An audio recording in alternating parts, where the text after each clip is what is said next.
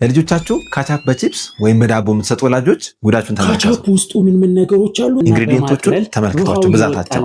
ጥቅጥቅ የቲማቲም ድልህ፣ ቆምጣጤ፣ ስኳር፣ አሁንም ስኳር፣ እንደገና ስኳር፣ በላብራቶሪ ከተቀነባበረ በቆሎ ውስጥ የወጣ ስኳራማ የበቆሎ ሽሮፕ፣ የሰናፍጭ ዱቄት፣ ጨው፣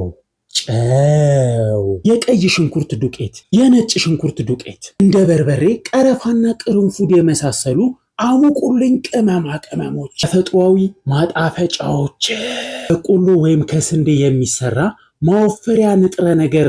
በቪዲዮ ላይ እንዳያችሁት እነዚህ ሁሉ ኢንግሪዲየንቶች ካቻፕ ውስጥ ይገኛሉ ማለት ነው። ይህ ኢንዱስትሪያል ካቻፕ የሚባለው ወይም በፋብሪካ የተቀነባበረ የካቻፕ ምርት ውስጡ በጣም ብዙ ነገሮችን ይይዛል። ከፍተኛ ጨው፣ ስኳር፣ አርቲፊሻል ማጣፈጫዎች፣ ሌላው ሃይ ፍሩክቶስ ኮርን ሲረፕ ማጣፈጫዎች፣ እንዲሁም ደግሞ አርቲፊሻል ፕሪዘርቫቲቮች፣ ቅመሞች። እነዚህ ሁሉ ኢንግሪዲየንቶች ከቲማቲም ጋር አብረው ተለውሶ ይመጣልናል። እውነት ነው ጣዕሙ አፋችን ላይ ደስ ይላል። ስኳሩም፣ ጨውም፣ ሌሎች ኮምቢኔሽኖቹ ጣፋጭነቱ ደስ ይላል። የሆነ ኢንጆይ የምናደርገው ነገር አለ። ሆኖም ግን ይህ ነገር በተደጋጋሚ የምንጠቀመው ከሆነ አራት ዋና ዋና ጉዳቶች ልጆቻችሁ ላይ እንዲሁም እናንተ ላይ ሊከሰት ይችላል። እነዚህ ጉዳቶች የትኞቹ ናቸው? በዛሬ ቪዲዮ እነዚህ ነገራችኋለሁ። መጨረሻ ላይ ደግሞ ሌሎች ዘመን አመጣሽ ምግቦች አሉ ብዙዎቻችን ሳናቅ ለልጆቻችን የምንሰጣቸው አራት ተጨማሪ ምግቦች አሉ። እነዚህ ነገራችኋለሁ። ቪዲዮን እስከ መጨረሻ ይመልከቱት። ይህ ቪዲዮ ለብዙዎችም እንዲደርስ ከእናንተ የሚጠበቅ ሁለት ነገር አለ። አንደኛ ቪዲዮን እስከ መጨረሻ መመልከት፣ ሁለተኛ ላይክ፣ ሼር፣ ኮፒ ሊንክ በማድረግ ደግሞ ብዙ ሰው ጋር በመላክ እንዲያዩት አድርጉ።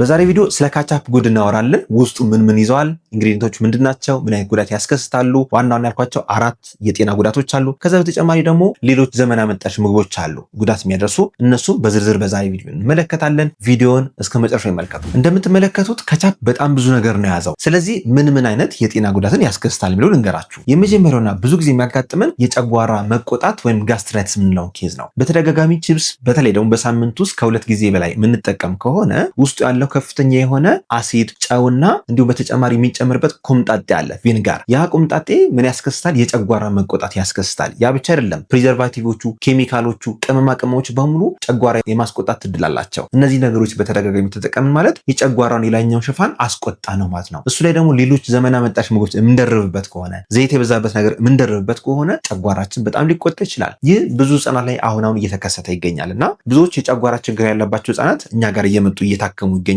ብዙዎቹን ስጠይቃቸው አመጋገባችሁ ምን ይመስላል፣ ምን አይነት ምግብ ትመገባላችሁ ስላቸው ብዙዎቹ ካቻፕ ይጠቀማሉ፣ በርበሬ የበዛው ነገር ይጠቀማሉ፣ ወይ ደግሞ አሲዳማ ነገሮች፣ ፕሮሰስድ የሆኑ ነገሮች እነ ቺፕስ የመሳሰሉትን በጣም ይጠቀማሉ። ልክ እነሱን አቁመን መድኃኒት ሰጥተን ደግሞ አመጋገባቸውን ስናስተካክል አብዛኞቹ ከጨጓራ ህመምና ከሆድ ህመም እየዳኑ ይገኛሉ። ከዚህ ጋር በተገናኘ ህክምና ምርመራ ማግኘት ከፈለጋችሁ፣ ጨጓራችሁን የልጆቻችሁ ሆነ የእናንተ ምርመራ ከፈለጋችሁ ከታች ባሉ ስልኮች ደውላችሁ በአካል ብሩኪድስ ክሊኒክ ላይ መምጣት ትችላላችሁ።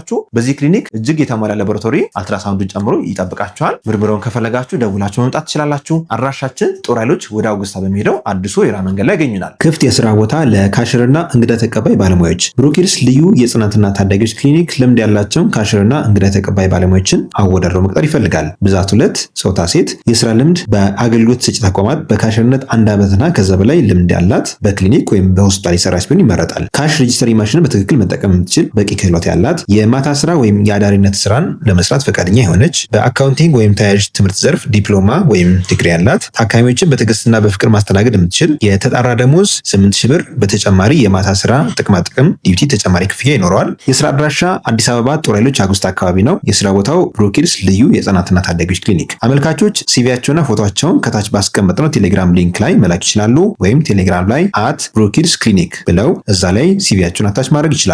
ሁለተኛው የጤና ጉዳት ደግሞ የምግብ ፍላጎትን በእጅጉ ሊቀንስ ይችላል። አሁንም ምላችሁ ካቻፕ በተደጋጋሚ የምትጠቀሙ ከሆነ ነው። ለምሳሌ እንደ ሪክሬሽናል ፐርፐስ ወይም እንደ መዝናኛ በወር አንዴ ወይ ሁለቴ የምትጠቀሙት ከሆነ እነዚህ ኢፌክቶችን ላናያቸው እንችላለን። ለምን? ሰውነታችን ራሱን ማጽዳት የሚችልበት ዲቶክስፋይ ማድረግ የሚችልበት የራሱ ሜካኒዝም አለው። ምንበላቸው ፍራፍሬዎች፣ የምንጠጣቸው መጠጦችም ራሳችን ዲቶክስፋይ ማድረግ ይችላሉ። ውሃን በደንብ ስንጠጣ ወይም ደግሞ ስንጾም ይብን ራሳችን ዲቶክስፋይ ማድረግ እንችላለን። እነዚህ ነገሮች ግን የሚሰሩት መቼ ነው? እኛ እነዚህ አላስፈላጊ ምግቦችን ራቅ አድርገን ከተጠቀምን እንጂ በተደጋጋሚ የምንጠቀም ከሆነ ጨጓራችንን ጉበታችንን ይከብዷል ማለት ነው። ስለዚህ ለማጽዳት ይቸገራል ማለት ነው ባጭሩ። ስለዚህ ሁለተኛው ህፃናት ላይ በብዛት የሚያጋጥመን ችግር የምግብ ፍላጎት መቀነስ ነው። የምግብ ፍላጎት መቀነስ ከምን ይከሰታል? አንደኛ ከፍተኛው ስኳር አለው። ሁለተኛ ቆምጣጤ ያለው የጨጓራ አሲዲቲን በማስከሰት ጨጓራ ከተቆጣ ደግሞ የምግብ ፍላጎት ይቀንሳል። ሌላው ብዙ ጊዜ ከካቻፕ ጋር የምንጠቀመው ቺፕስ ነው ወይም ደግሞ ጣፋጭ ነገሮች ናቸው። እነዛ ጣፋጭ ነገሮች ጋር ካቻፕ ጋር የምንጠቀም ከሆነ የህፃናት የምግብ ፍላጎታቸው በጣም ሊቀንስብን ይችላል። ስለዚህ ሁለተኛው የጤና ጉዳት ምንድነው? የምግብ ፍላጎትን ልጆቻችን ላይ ሊቀንስ ይችላል ማለት ነው። ሶስተኛው ችግር ደግሞ ረጅም ጊዜ የምንጠቀመው ከሆነ ለደም ግፊት ሊያጋለጠን ይችላል። በነገራችን ላይ ብዙዎቹም የደም ግፊት ታካሚዎች አስተውላችሁ ከሆነ ልክ ጨው ከምግባቸው ሲያስወጡ ደም ግፊታቸው ይስተካከላል። ስፖርት ሲጀምሩ ደም ግፊታቸው ይስተካከላል። ምግባቸውን ሲቀይሩ ደም ግፊታቸው ይስተካከላል። ለምን መሰላችሁ? ደም ግፊታችን ውስጣችን ካለው የጨው መጠን ጋር ዳይሬክትሊ የተያያዘ ነው። ውስጣችን ያለውን ጨው ቀነስን ማለት ደም ግፊታችን ቀነሰ ማለት ነው። ውስጣችን ያለውን የሶዲየም ወይም የጨው መጠን ጨመርን ማለት ደግሞ የደም ግፊታችን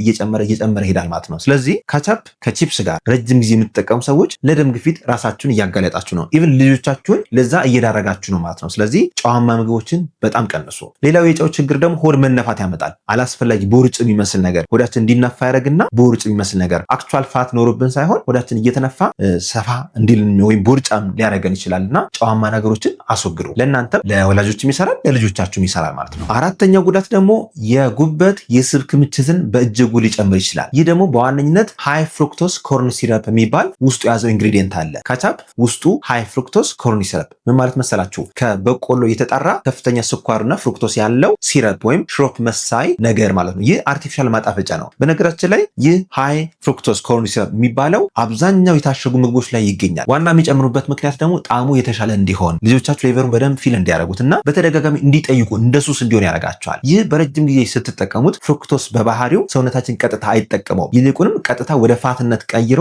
ጉበት ውስጥ ያከማቸዋል። ስለዚህ የጉበት የስብ ክምችት እየጨመረ ይሄዳል። የጉበት የስብ ክምችት ጨመረ ማለት ቀጣይ ስቴፕ ስኳር አለ፣ ቀጣይ ስቴፕ ደም ግፊት አለ፣ ቀጣይ ስቴፕ የጉበት መድከምና ስራ የማቆም ኬዝ ሊያጋጥመው ይችላል ማለት ነው። ይህ በአንድ ጊዜ የሚከሰት አይደለም፣ በተደጋጋሚ በረጅም ጊዜ ሂደት በአመታት የሚከሰት ነገር ነው። ስለዚህ አመጋገባችሁን ለእናንተ ለልጆቻችሁም ጤናማ ብታደርጉ መክራችኋለሁ። አሁን ብዙ ጊዜ የሚያጋጥመን ለልጆቻችሁ እንዲህ ጤናማ ምግብ ስጡ፣ እነዚህ ከልክሉ ስንላቸው ልጄ በጣም ያስቸግራል፣ ያለቅስብኛል ትላላችሁ። ልጃችሁ ቶክሲክ የሆነ ነገር ወይም መርዛማ ነገር ስጭኝ ስልሽ እሺ ብላችሁ ትሰጣላችሁ። ይህ ትክክል አይደለም። እንደ ወላጅ እናንተም ገደብ ማበጀት ወይም ባውንደሪ ማበጀት ይገባችኋል። ቀስ ብላችሁ አስረድታችሁ ነገሮችን ማድረግ። ካልሆነ ግን እናንተ ትዕዛዝ የምትሰጡ ወላጆች ስለሆናችሁ የእናንተ ትዕዛዝ መከበር አለበት ቤት ውስጥ። ስለዚህ አይሆንም ካላችሁ አይሆንም ብላችሁ ፊክስድ የሆነ ባውንደሪ ፊክስድ የሆነ ህግ ማውጣት ይኖርባቸዋል። እንደ መዝናኛ በወር ውስጥ አንዴ ሁለቴ ግን ብዙም ጉዳት ላይኖረው ይችላል። ስለዚህ ልጆቻችን ስላለቀሱ ስለፈለጉት ብቻ መስጠት አይኖርብንም ማለት ነው። ከካቻፕ በተጨማሪ ሌሎች ዘመን አመጣሽ ምግቦች አሉ። እነዚህን እስኪ እንመልከታቸው። ሁለተኛው ዘመን አመጣሽ ምግብ ከካቻፕ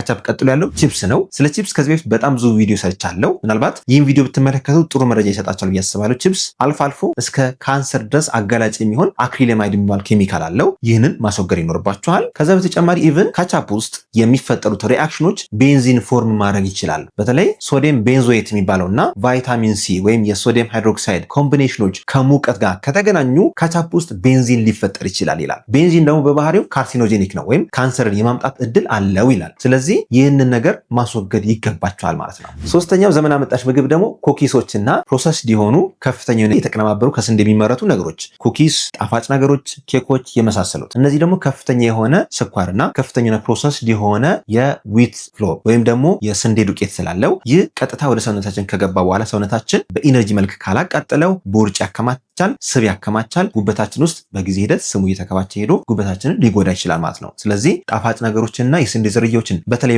ደግሞ ፉርኖ ዳቦ የምንለው ነገር በጣም በተደጋጋሚ መጠቀም የለብንም። ለምሳሌ በሳምንት ውስጥ 3 ቀን ከተጠቀማችሁ በቂ ነው። ከዛ ላይ በተደጋጋሚና በከፍተኛ ምርት የምትጠቀሙ ከሆነ ግን አላስፈላጊ ቦርጭና አላስፈላጊ የስብ ክምችት ሊያጋጥማችሁ ይችላል። አራተኛው ዘመን አመጣሽ ምግብ የማይመከሩት ደግሞ ዳቦ ላይ የሚቀቡ እነ ኑቴላ፣ ቸኮሌት፣ አርቲፊሻል ቸኮሌቶች እነዚህ የመሳሰሉት ናቸው። እነዚህ አርቲፊሻል ፍሌቨርድ የሆኑ አርቲፊሻል ዲዛይን የሆኑ ከፍተኛ ከፍተኛ ስኳር ያላቸው ምርቶች ስለሆኑ ለህፃናት አይመከሩም። ጨጓራንም ሊያቃጥሉ ይችላሉ። ስለዚህ ጃም የሚመስሉ ነገሮች፣ ዳቦ ለሚቀባቡ ነገሮች ጤናማ መሆናቸው ማረጋገጥ ይኖርባቸዋል። ብዙዎቹ የታሸጉ ነገሮች ደግሞ ጤናማ አይደሉም። ስለዚህ ተፈጥሯዊ ምግቦችን ዘውትር ለልጆቻቸው እንዲሰጡ መክራቸዋለሁ። አምስተኛውና የመጨረሻው ደግሞ ለስላሳ ነው። ስለ ለስላሳ በሚቀጥለው ቪዲዮ ሰፋ ዘርዘር ያለ መረጃ ይዤላችሁ እመጣለሁ። ለስላሳና አርቲፊሻል የሆኑ ጁሶች አሁን በከተማ ላይ በደንብ ተሰራጭተው ያሉት በሚዲያ በደንብ የሚተዋወቁ ጁስ መሳይ ነገሮች በሙሉ እነሱ ቶክሲክ ናቸው።